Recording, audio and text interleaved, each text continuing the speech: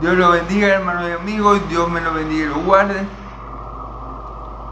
Es un gozo y un privilegio compartir con ustedes nuevamente la palabra de Dios por estos medios, por mi perfil de Facebook, Dilma Nevicha, y por mi canal de YouTube, El Rincón de Dios, creado para anunciar las virtudes de aquel que nos llamó de las tinieblas a su luz admirable. Bueno, le pido a Dios que sea guiándome en toda esta predicación, para que toda palabra que salga de mi boca sea conforme a su evangelio, que es el único que salva, que da vida y que puede hacer nueva todas las cosas. Se lo pido a mi Dios de Israel, en el nombre poderoso de mi Señor Jesucristo, que todo lo que salga de mi boca sea conforme a la verdad que nos ha revelado a través de su palabra, que es la única que es viva y eficaz, y que pueda dar vida a aquellos que están muertos en delitos y pecados. Se lo pido todo a mi Dios de Israel, en el nombre poderoso de Jesús, el Cristo. Amén.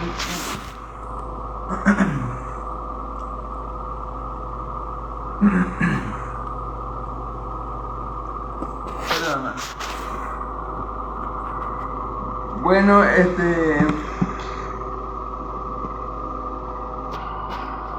vamos a continuar, hermanos y amigos, si el teléfono me lo permite.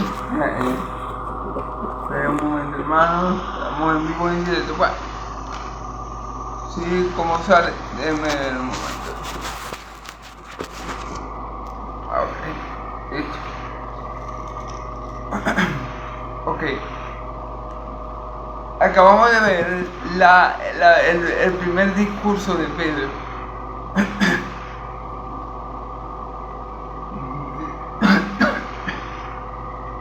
Discurso que, predicación que realizó Pedro, ministrado por el Espíritu Santo. Pedro, en ese momento,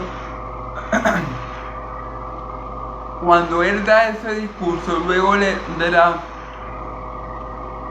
venida del Espíritu Santo, en ese día, en el día de Pentecostés, y él da ese discurso como él lo da, guiado por el Espíritu Santo, como él lo da, con el poder que recibió de lo alto, con la unción del Santo de Israel. Ese discurso estuvo cargado del poder de Dios. Estuvo cargado de la espada de Dios. Estuvo cargado del propósito de Dios para convertir a muchos en pueblo suyo. Y podemos ver que se convirtieron nada más, disculpe hermano, se convirtieron nada más y nada menos que 3,000 personas. Vuelvo a repetir, ese discurso, este primer discurso de Pedro, estuvo cargado del poder de Dios.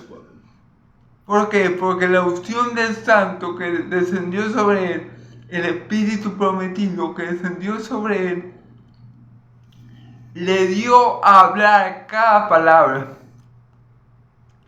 que Pedro habló. Así que cada palabra que Pedro habló en ese momento estaba cargada del poder de Dios. Y cada palabra que Pedro habló, logró el objetivo por el cual Dios la envió. ¿Cuál era ese objetivo? De convertir a esos 3,000 judíos al cristianismo. Allí nació la iglesia cristiana judía, con el primer discurso de Pedro. Pedro tuvo un cambio radical. Recordemos que Pedro hace poco había negado a mi Señor Jesús 3 veces, y una de esas negaciones hasta maldición tenía incluida. Sin embargo, cuando el Espíritu Santo viene sobre él, vemos a un Pedro completamente diferente. Vemos un Pedro valiente, un Pedro esforzado, y un Pedro que, sin importar lo que le hicieran los judíos, Él estaba diciendo la verdad que el Espíritu Santo había puesto en su corazón. El Espíritu Santo había llenado la boca de Pedro y él no podía hacer otra cosa que proclamar el mensaje que el Espíritu Santo le había dado a Pedro para dar. Y ese mensaje fue tan poderoso, esa palabra fue tan viva y esa palabra fue tan eficaz para lo que Dios le envió, que nada más y nada menos en el primer discurso de Pedro se unieron a la iglesia de Cristo 3.000 judíos, 3.000 personas que no creían en Cristo por el discurso de Pedro, lleno del Espíritu Santo. En ese momento creyeron. En ese momento creyeron en Cristo. Estaban arrepentidos de corazón, compungidos de corazón, porque el mensaje de Pedro le había traspasado su corazón. El mensaje de Pedro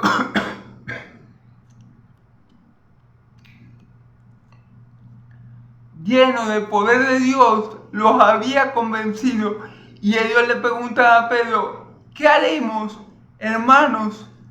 Hermanos, ¿qué haremos? ¿Qué podemos hacer? Porque claro, ellos, cuando Pedro les proclama que a que ellos mataron era Cristo, que Dios lo había puesto como Cristo y como Señor, y ellos creyeron que Jesús era Cristo, de cual habló David, inspirado por el Espíritu, ¿verdad? Ellos obviamente se asustaron y dijeron: hermanos, ¿qué haremos? O sea, ya creemos que Jesús era el Cristo, pero esto no cambia el hecho que nosotros lo entregamos a mano de impíos. Ese era el razonamiento de ellos. Ajá, ahora nosotros creemos, pero igual, ya el mal está hecho, ya lo entregamos a mano de los romanos. Y Pedro le dijo: arrepiéntanse y sean bautizados en el nombre de Jesús para el arrepentimiento del pecado, y recibiréis el don del Espíritu Santo. Amén. Entonces Dios le tenía la solución a esos judíos que habían entregado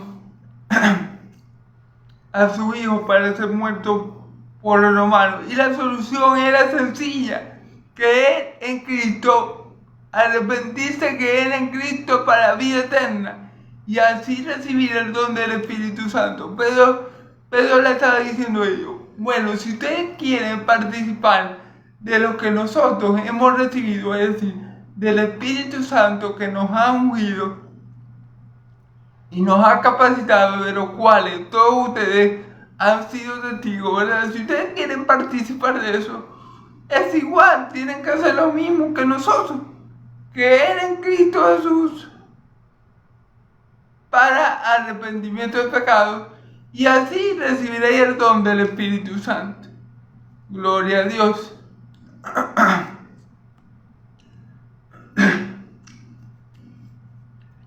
Y es impresionante cómo el Espíritu Santo convenció a esos 3.000 judíos y los añadió ese día a la iglesia del Dios viviente. Esos 3.000 judíos que hasta ese momento no creyeron, no habían creído en Cristo, con el primer discurso de Pedro, fueron añadidos a la iglesia de Dios, fueron añadidos a la gran familia de Dios. Allí Pedro aperturó la iglesia cristiana judía. Amén. Para la gloria de Dios Padre. Pero ¿por qué Pedro pudo hacer esa obra? ¿O acaso fue Pedro que hizo esa obra? No, fue el Espíritu Santo que le dio a Pedro las palabras exactas, que le dio a Pedro las palabras llenas de poder, para que esas palabras penetraran en los corazones de esos judíos, para que esa palabra los convenciera de justicia, pecado y de juicio, y ellos se dieran cuenta del error que habían cometido y se volvieran a Cristo en arrepentimiento y fe. Esas 10,000 personas creyeron y fueron bautizados en el nombre de Jesús para arrepentimiento del pecado y para recibir el don del Espíritu Santo. Tal cual Pedro lo dijo. Pedro le dijo, bueno, si queréis recibir lo que nosotros hemos recibido, si queréis ser como nosotros, si queréis ser salvos, si queréis pertenecer a la familia de Dios, es igual para todo el mundo. Arrepiéntete de tus pecados y bautízate en el nombre de Jesús para recibir el don del Espíritu Santo. Amén. Y el Espíritu Santo te garantiza que tú eres parte de la gran familia de Dios y que tú eres hijo de Dios. Amén. Entonces todo esto se consigue por la fe en Cristo Jesús. El Espíritu Santo a Pedro y a los apóstoles se les fue dado por fe en Cristo Jesús, no por algo que ellos hubieran hecho bueno o malo, ¿verdad? Sino porque Él en Cristo Jesús, por ser obedientes y esperar en el aposento alto hasta que descendiera sobre ellos la promesa del Espíritu. ¿Amén? Fueron revestidos por el poder de Dios por medio de la fe. Amén. Al igual que todos nosotros ahora recibimos el Espíritu Santo por creer en Jesús. Amén. Y esta promesa no solamente era para los apóstoles, no solamente era para el pueblo de Israel y para los hijos del pueblo de Israel, sino para todo aquel que el Señor llamare. Y ahí nos incluimos tú y yo, que no somos de raza israelita, que no somos hebreos de raza, pero sí somos hebreos espirituales, ya que habemos creído en mi Señor Jesús y por eso que habemos recibido el Espíritu Santo, el cual nos capacita, así como capacitó a Pedro para la obra que el Señor nos ha encomendado aquí en la tierra, para la alabanza de su gracia. Amén. Entonces, bueno, gloria a Dios. Esto fue un breve resumen de lo que se dijo ayer. Ayer se dijo muchas más cosas. Pedro evangelizó a todos esos judíos, y por el evangelismo de Pedro, por la prédica de Pedro, por la proclamación del evangelio de Pedro, ellos creyeron. Pedro usó la escritura del Antiguo Testamento para testificarle a los judíos y hacerle pedir y entender que Jesús era el Mesías, que Jesús, que ellos entregaron a manos de los romanos, era el Mesías. Y ellos le creyeron y por ende le pidieron que qué podían hacer, qué podían hacer. Y él le dijo, bueno, arrepiéntense y bautícense de cada uno en el nombre de Jesús para que les sean perdonados sus pecados y reciban el don del Espíritu Santo. Amén. Recordemos que todo lo que recibimos nosotros de nuestro Dios, del Dios de Israel, es por medio de Cristo Jesús. En Cristo Jesús están todas nuestras bendiciones, todo lo que podemos recibir de Dios, todo lo bueno, viene por parte de creer en su Hijo amado. Amén. Gloria a Dios. Todo es en Cristo que lo recibimos. Amén. Entonces, bueno, eso fue un resumen de lo que se dijo ayer. Hoy solamente vamos a ver 4 versículos como tal.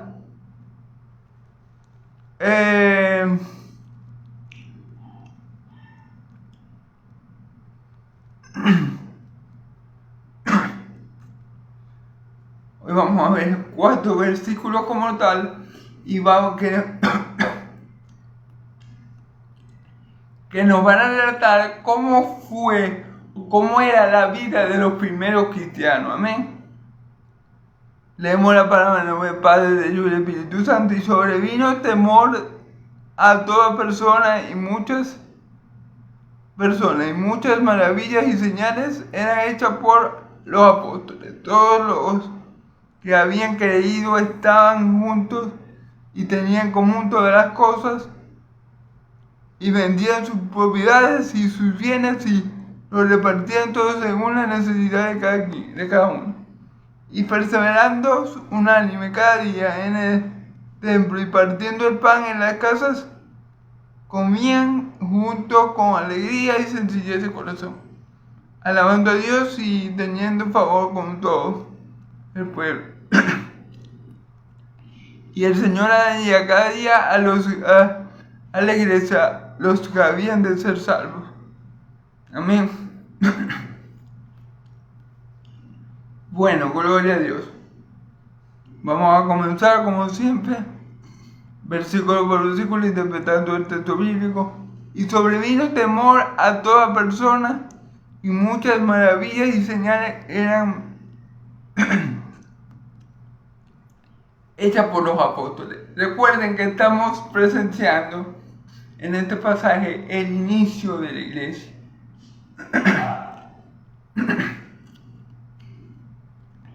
Para ese inicio de la iglesia, para que la iglesia estuviera fundamentada en la verdad, para que la gente creyera, era necesario que los apóstoles afirmaran o respaldaban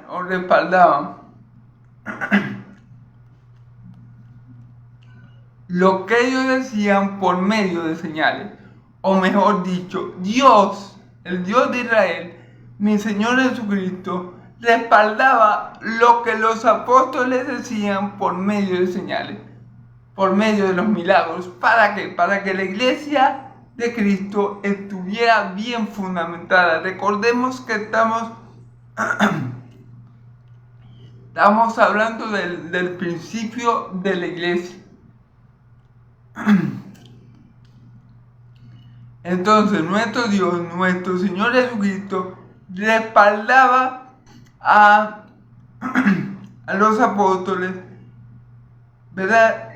Respaldaba la palabra de los apóstoles y la respaldaba por medio de las señales. Amén.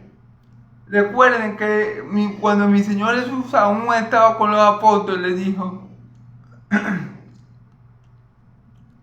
y todo lo que pidieres en mi nombre os será hecho, para que por medio del Hijo se glorifique al Padre. Para hacer un poco atento. Entonces, aquí vemos esto. Todo lo que los apóstoles le pedían a Jesús, Jesús lo respaldaba. Jesús respaldaba la predicación de su evangelio por medio de las señales y los milagros.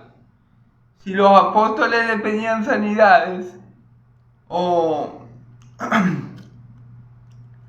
pedían sanidades por un enfermo en su nombre, Él los respaldaba para que la iglesia fuera edificada sobre la verdad que Cristo Jesús es el Señor, el Hijo de Dios. Recordemos que los apóstoles no hacían los milagros para glorificarse ellos mismos. Recordemos esto es muy importante. Esto es sumamente importante. Los apóstoles, todos los milagros que los apóstoles realizaban, lo realizaban en el nombre de Jesús para glorificar a Jesús y por medio de él al Padre que lo envió, ¿verdad? Entonces, este es el motivo, hermano. Ellos predicaban y Jesús respaldaba esa prédica con señales y milagros, con señales y prodigios milagrosos.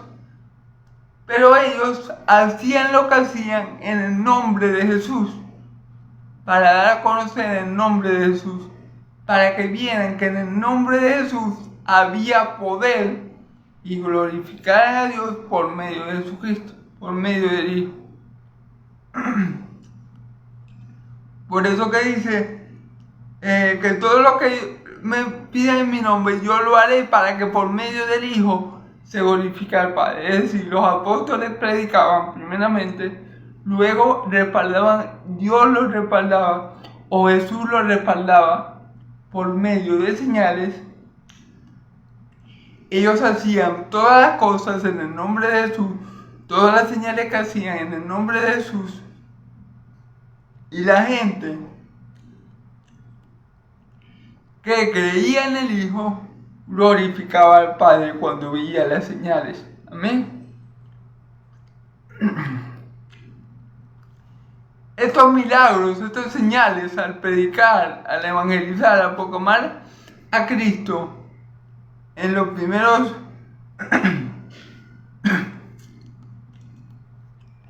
en los inicios de la iglesia eran muy importantes, eran fundamentales, eran de vital importancia para que el evangelio estuviera fundamentado en el nombre de Cristo, para que el evangelio estuviera fundamentado, para que la iglesia estuviera fundamentada en el nombre de Cristo, para que la iglesia estuviera fundamentada en el poder de Dios por medio de Cristo Jesús. Para eso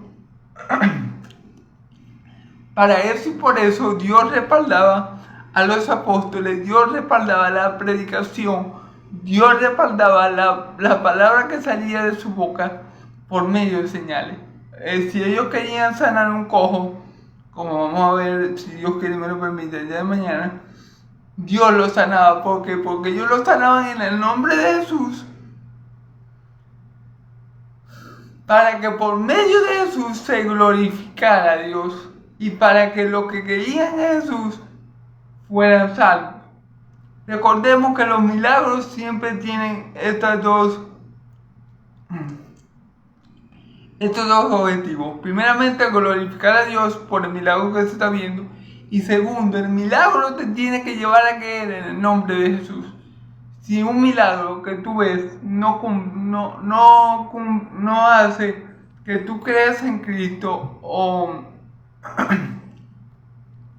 que tú creas en Cristo o glorificas a Dios, entonces el milagro no vale la pena. O sea, el milagro en ti no tuvo el efecto que Dios quería. ¿Amén? Todo milagro que uno ve, o todo buen milagro, o todo milagro verdadero, todo milagro que verdaderamente viene de Dios, tiene esos dos objetivos: dar a conocer a Cristo para que uno crea en Él, ¿verdad? Y segundo, glorificar el nombre de Dios por medio de Cristo. Por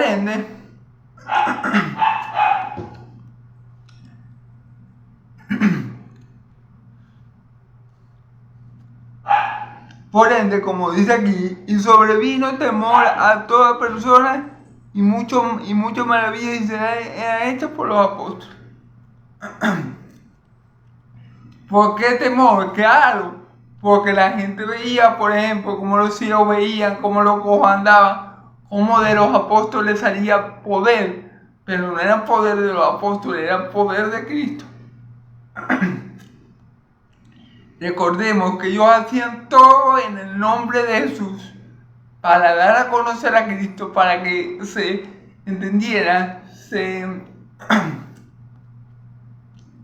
conociera que en Jesús había poder, y para que sobre ese nombre se fundamentara la iglesia.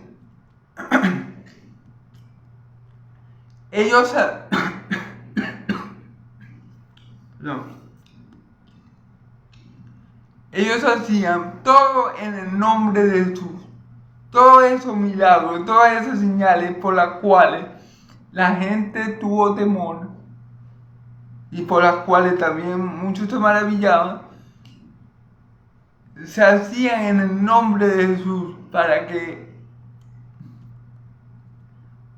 en ese nombre se fundamentara la iglesia. Los apóstoles no querían captar la atención para ellos. Los apóstoles querían que recibieran los milagros, las señales, y los que vieran ese tipo de cosas, ellos querían que su mirada se fuera a Cristo.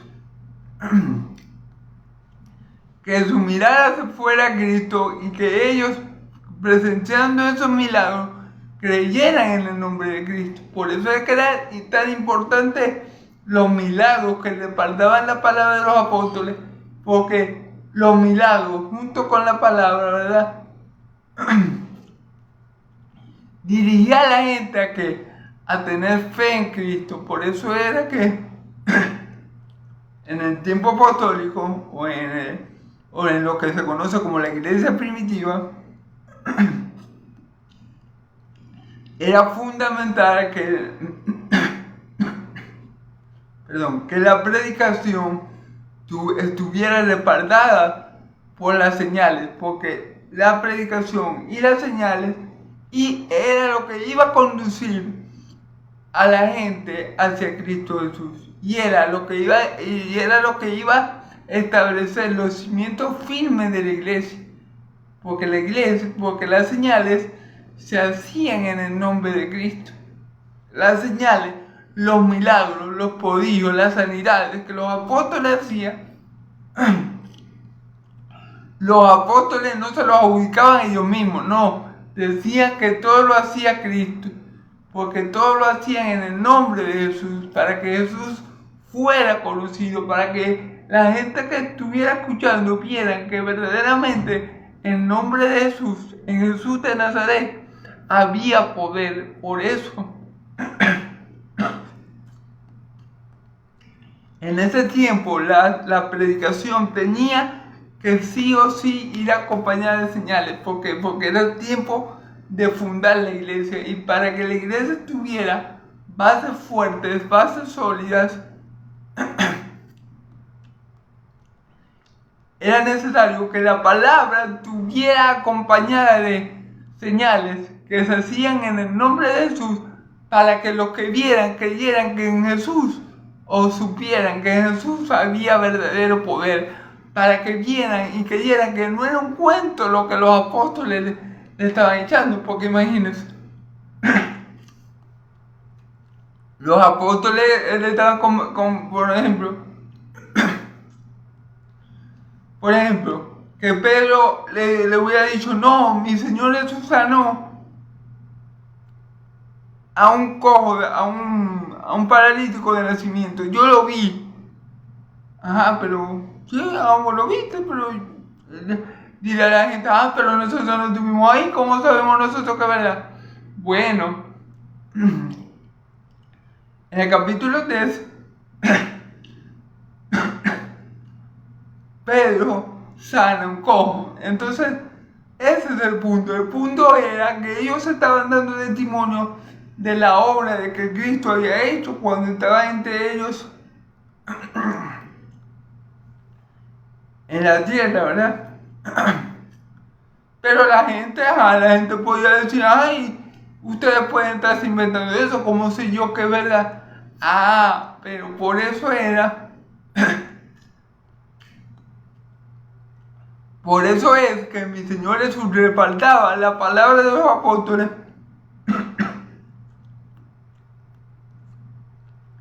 por los milagros, con las señales, para que ellos vieran que no era puro bla bla bla, para que ellos vieran que no era que Pedro se estaba inventando nada, para que ellos vieran que no era cuestión de fantasía de ellos, porque ellos podían decir: no, nuestro Señor Jesús, cuando estaba entre nosotros, curó a 10 leprosos. Pero esa gente no lo vio. Entonces la gente va a decir: ay, ¿cómo yo sé que eso es verdad? Pero ¿qué pasa? Los apóstoles también curaron leprosos. ¿Sí me entienden el punto? El punto es que Jesús respaldaba a los apóstoles con señales para que la gente viera que lo que los apóstoles estaban contando acerca de Jesús era verdad. Para que esos milagros respaldaran la predicación que estaba saliendo de la boca de los apóstoles. Para eso mi Señor Jesús hacía los milagros, para no dejar a los apóstoles en mal. Y para que la iglesia fuera fundamentada en el nombre de Cristo, obviamente. Entonces, por eso los milagros fueron tan importantes al comienzo de la iglesia. Por eso los milagros fueron tan era tan importante en la iglesia primitiva. Porque claro, ellos, como yo les digo, ellos le contaban a la gente lo que Cristo había hecho. No, Cristo hizo esto y lo otro, pero, ay, ¿cómo sabemos nosotros que lo que ustedes nos están diciendo es verdad y no se lo están inventando?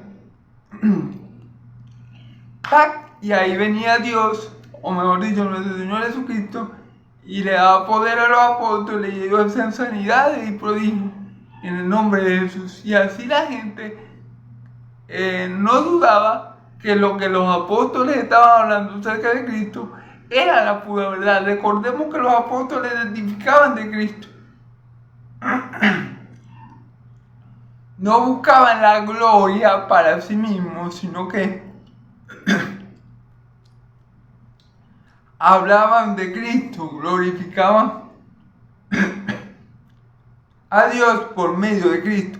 Entonces, para que la gente creyera que el testimonio de Cristo era veraz, Cristo respaldaba la palabra de sus apóstoles con señales y milagros.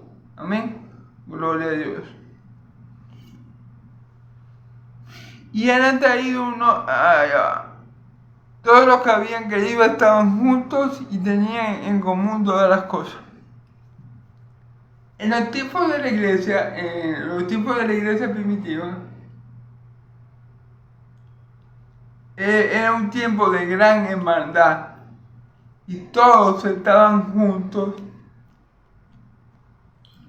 y tenían en común todas las cosas, es decir, eran de un mismo pensamiento, de un mismo sentir, tenían en común la misma fe, la fe apostólica, y tenían en común todas las cosas, o sea, era una iglesia verdaderamente muy unida. La iglesia primitiva se caracterizó por, como ya lo vimos, por los muchos milagros para respaldar el testimonio de Cristo, ¿verdad? Pero también se caracterizó por una unidad, por una hermandad, por una comunión entre hermanos muy fuerte. Ellos vivían juntos, o sea, ellos estaban siempre en comunión los unos con los otros y tenían todas las cosas en común. Amén. Entonces, estas dos características, los milagros que respaldaban las señales para que el testimonio de Cristo fuera creído por los que habían de ser salvos, y también la comunión, la unión que tenían los hermanos los unos con los otros, que tenían todas las cosas en común. Amén. Todos los que habían creído eran de un mismo sentir, de un mismo corazón, de un mismo pensamiento, y tenían todas las cosas en común. Amén. Vendían, fíjense bien,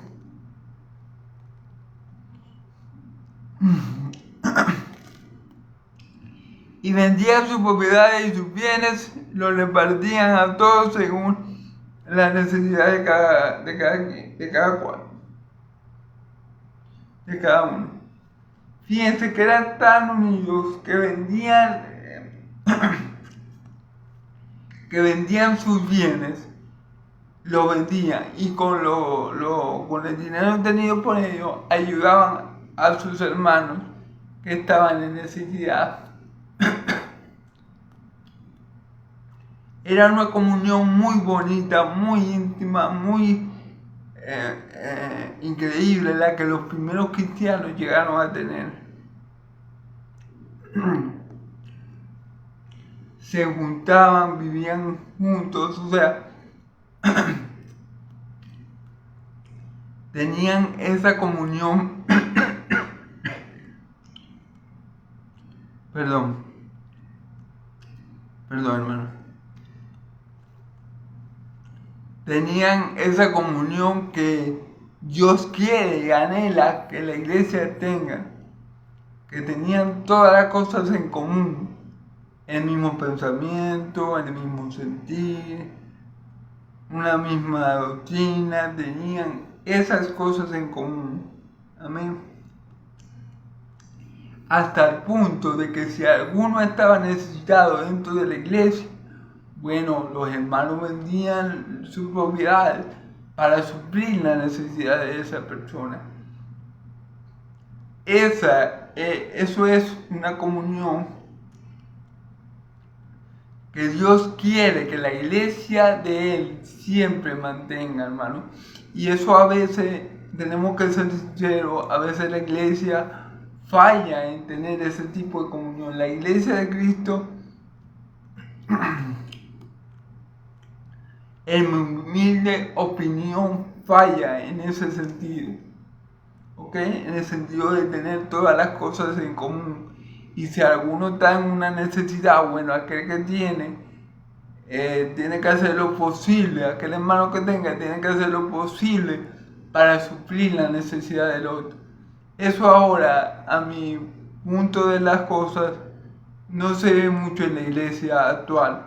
En la iglesia primitiva, en la iglesia naciente, sí se veía esa cosa, se veía una comunión tal que si un hermano estaba en necesidad, bueno, el otro hermano vendía alguna propiedad, alguna casa, algún terreno, y con eso que le pagaban, él suplía la necesidad del hermano. Eso era algo muy bonito, la comunión que tenía la iglesia primitiva era algo muy, muy bonito, y era algo que es algo que Dios quiere que la iglesia imite. Que desde mi punto de vista, yo creo que la iglesia falla, la iglesia de Cristo falla o está fallando en esto ahora, en la actualidad. Tenemos que volver, como dice la palabra, a la senda antigua. A tener esa comunión que tenían los primeros cristianos, que tenían en común todas las cosas.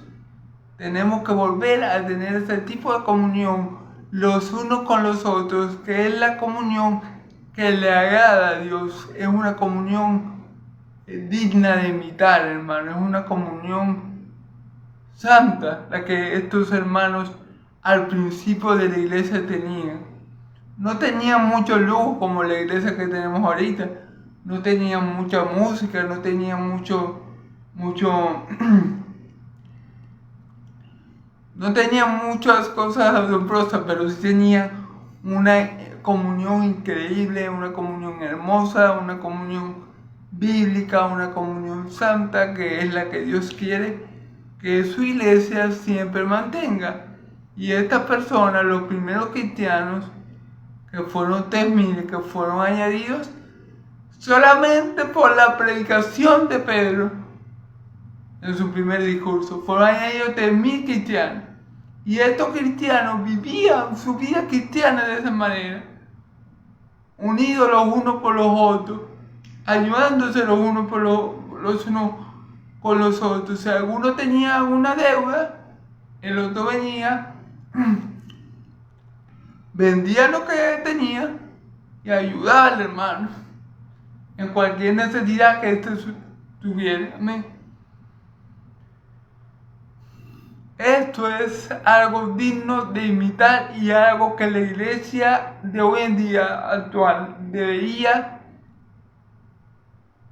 tratar de volver a adoptar, porque es algo sano, es algo bíblico, es algo que Dios quiere que nosotros como hijos de Dios hagamos, y en lo que Dios quiere que nosotros como hijos de Dios participemos. Así que bueno.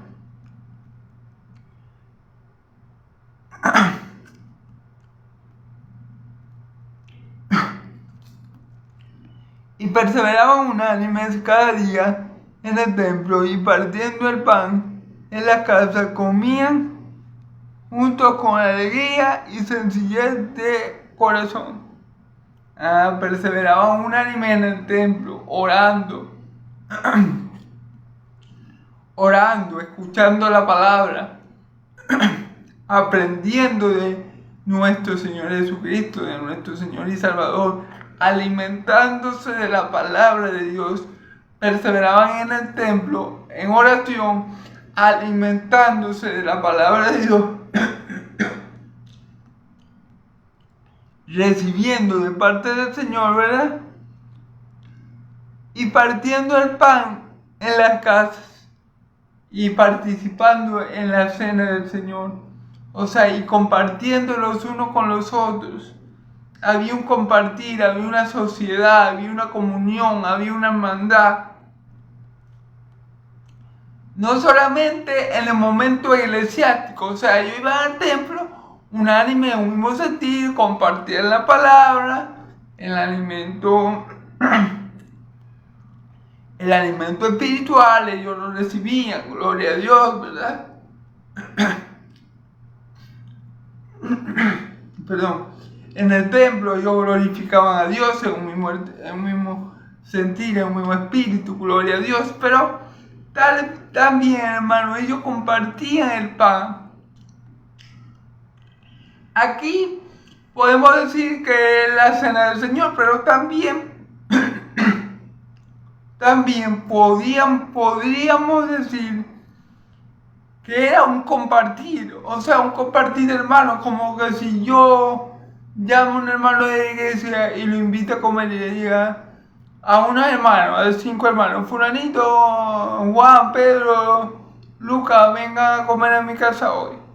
Que vamos a comer, vamos a orar, vamos a conversar de la palabra, vamos a pasar un rato ameno como hermanos en Cristo.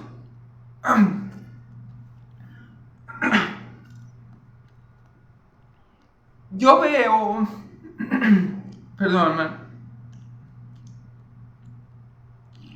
esto es algo que yo también veo, hermano, que la iglesia de Jesucristo falla en este sentido.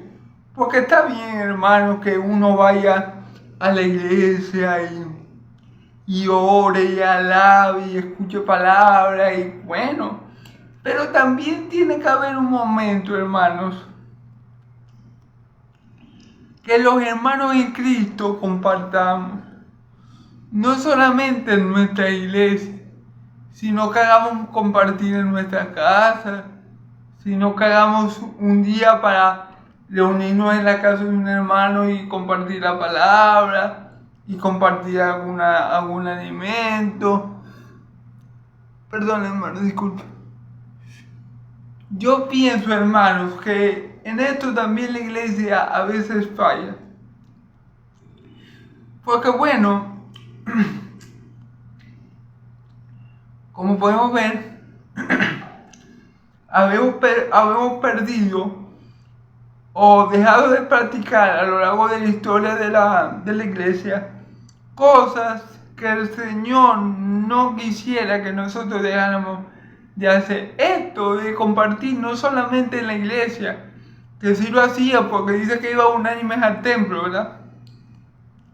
Ahora al alabar y al recibir palabras, gloria a Dios, nosotros también lo hacemos los domingos. Ok, gloria a Dios, ¿verdad?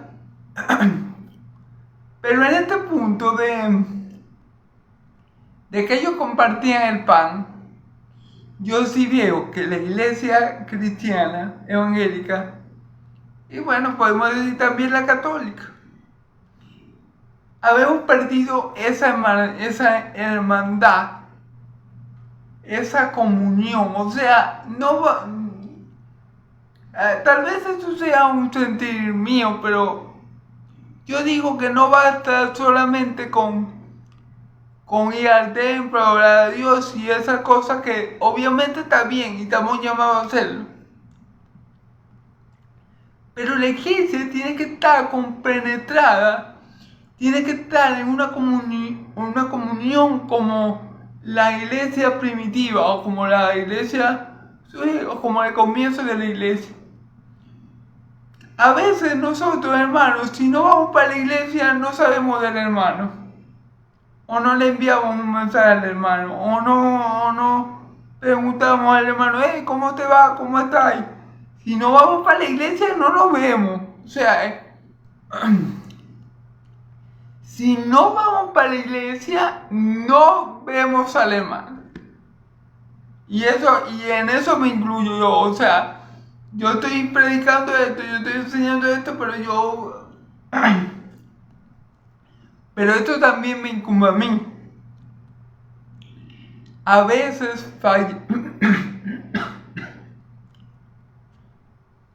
como hijos de Dios, fallamos en este aspecto, en el aspecto de la comunión los unos con los otros. La iglesia de Cristo, la familia de Dios, no solamente tiene que estar en comunión dentro de la iglesia, que obviamente sí, y gloria a Dios por los momentos que estamos los domingos en comunión.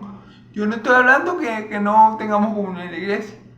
Sí, pero esa comunión tiene que hacerse visible en nuestra vida secular también. No más que compartimos cuando hay algún evento, cuando hay alguna cuestión eclesiástica. Pero este texto nos está enseñando que los primeros cristianos compartían el pan en las casas, se reunían a comer, seguramente conversaban de Cristo, seguramente conversaban de cosas que estaban pasando.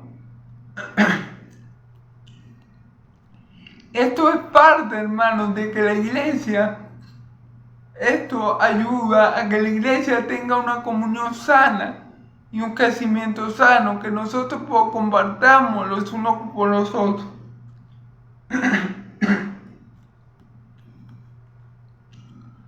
Porque, hermano, es cierto que a veces uno va para la iglesia, pero en la iglesia uno va para la iglesia, pero en la iglesia casi uno no le da tiempo de socializar, porque uno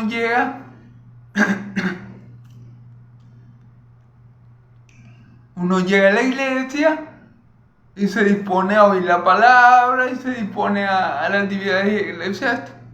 Y uno casi no tiene comunión con los hermanos en ese sentido, pues, de conversar, de compartir un momento. Entonces, yo digo que esta práctica que la iglesia primitiva hacía de comer en la casa de los hermanos es una práctica, hermano, digna de imitar y de volver a retomar. Claro, yo entiendo que en este tiempo, por la situación país, bueno, se nos dificulte hacer reuniones por la economía y todo esto, pero lo importante de estas reuniones es el compartir, el compartir como hermanos en Cristo que somos. Amén. No solamente compartir las cosas espirituales, que gloria a Dios que sí, sino compartir también en lo secular, hermano. En mi punto de vista, la iglesia de Cristo ha perdido esta buena práctica. Como la práctica también de tener todas las cosas en común. Hay cosas que la iglesia de la actualidad, donde la iglesia de Cristo de la actualidad tiene déficits, y nosotros, yendo a los primeros siglos, yendo al inicio de la iglesia, podríamos mejorar mucho, hermano. Amén. Ya para terminar, alabando a Dios y teniendo favor con todo el pueblo. Y el Señor añadía a cada día a la iglesia aquellos que habían de ser salvos. Fíjense bien. Alabando a Dios, ¿verdad? Ellos también alababan a Dios, comían juntos con alegría y sencillez de corazón. Amén. Y alabando a Dios, teniendo favor con todo el pueblo. Ellos alababan a Dios, ¿verdad? Y ellos, y todo el pueblo los quería, todo el pueblo todo el pueblo estaba a favor de los apóstoles. Fíjense lo que decía. Y teniendo favor con todo el pueblo. O sea, ellos eran favorecidos por el pueblo y el pueblo era favorecido por ellos. Porque bueno, ellos hacían milagros en el nombre de Jesús y el pueblo recibía la bendición. Pero los apóstoles también recibían la bendición de sus hermanos, ya que los invitaban a comer a sus casas y tenían esa comunión, ¿verdad? Y el Señor añadía cada día a la iglesia a los que habían de ser salvos. Y Dios, el Dios de Israel, el Señor y Padre, mi Señor Jesucristo, y el Señor Jesucristo añadía a la iglesia a aquellos que han de ser salvos. ¿Por qué tiene que añadirlo el Señor? Porque el Señor conoce quién va a ser salvo. Recordemos que la obra de salvación es del Señor. La salvación es del Señor. La salvación no es de un hombre, no es de un apóstol, no es de un profeta. Dios es el que hace la obra en el corazón del hombre para que el hombre sea salvo. Así que Dios, por medio de la predicación del Evangelio, Dios, respaldando esa predicación del Evangelio, respaldando el testimonio de Cristo por medio de las señales, Dios iba añadiendo cada día a aquellos que han de ser salvos. Claro, hermano, porque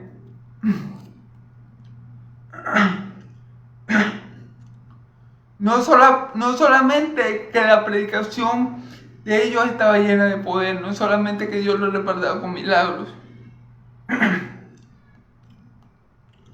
para aquellos que llegan, sino que con la manera que ellos vivían, el amor que ellos se manifestaban los unos por los otros, también hacía o colaboraba para que muchos creyeran. Y Dios iba añadiendo cada día a aquellos que han de ser salvos. ¿Por qué Dios? Porque al final Dios es el que se lleva la gloria en la salvación. No es porque yo sea bueno. El que me hace nacer de nuevo es Dios. Dice la palabra que no por carne, ni por sangre, ni por voluntad de hombre, sino por voluntad de Dios. A los suyos vino y los suyos no le recibieron. Más a los que le recibieron, que ya no es su nombre, le dio potestad de ser llamado hijo de Dios. No por carne, ni por sangre, ni por voluntad de hombre, sino por voluntad de Dios. Entonces, es voluntad de Dios adoptarnos y hacernos hijos suyos por medio de Cristo Jesús. Así que es Dios el que añade cada día a los que han de ser salvos. ¿Por qué? Porque es Dios que Él los conoce a ellos, y es Dios el que obra por medio de su Espíritu Santo, el que obra poderosamente por medio del Evangelio de Cristo para transformar los corazones de aquellos que han de ser salvos y añadirlos a la gran familia de Dios. La salvación es de ese Dios, del Señor. Por gracia sois salvos por medio de la fe, y esto no es de vosotros, es don de Dios, no por obras para que nadie se gloríe. La fe con la que esa gente creía, la gente que se iba añadiendo a la iglesia creía, era una fe que Dios les daba para aquellos que llenan, porque la fe que salva, que es la que te lleva a creer solamente en Cristo para salvación y vida eterna, esa fe es un don de Dios, es un regalo de Dios. Entonces, es Dios que tiene que hacer toda esa obra en nosotros para que nosotros creamos y podamos ser añadidos a la iglesia de Dios, del Dios viviente. Así que es Dios el que añade cada día a aquellos que han de ser salvos. Pero por medio de qué lo añade? Por medio de la predicación del Evangelio, que lleva a tener fe en Cristo Jesús, porque la fe viene por el oír, y el oír la palabra de Dios. Amén. El medio para que nosotros creamos es el Evangelio de Cristo. Amén. Por esto es importante que en este tiempo, en el tiempo de la iglesia primitiva, Dios respaldaba lo que los apóstoles decían de Cristo y enseñaban de Cristo. Él los respaldaba por medio de señales, para que ellos no creyeran que los apóstoles le estaban echando cuentos. Dios respaldaba esa predicación, esa evangelización, esa proclamación del Evangelio de Cristo por señales, para que eso lo llevara a creer en Cristo, y por medio de la fe en Cristo Dios los hiciera nacer de nuevo como hijos de Dios. Amén. Bueno, hermanos, Dios me lo bendiga mucho, Dios me lo bendiga y lo guarde. Yahvé haga resplandecer su rostro sobre ustedes, Yahvé alce su rostro sobre ustedes y le dé paz. Que el Dios de Israel, que la paz del Dios de Israel y la gracia de mi Señor Jesús sea sobre todo su pueblo santo, y el pueblo de Dios dice amén y amén. Dios lo bendiga mucho, hermanos, que pasen feliz noche. Discúlpenme por la tos, que bueno, ustedes saben que yo tengo lucha con esta tos, pero bueno, gloria a Dios por eso. Dios lo bendiga, hermanos, feliz noche, que el Señor Jesús y nuestro Padre Celestial los bendiga en el nombre de Jesús. Amén y amén. Dios los bendiga, hermanos, que pasen feliz noche. Si Dios quiere y me lo permite, mañana continuaremos la predicación del libro de Hechos para gloria de Dios Padre en Cristo Jesús. Amén y amén. Dios los bendiga, hermanos. Amén y amén.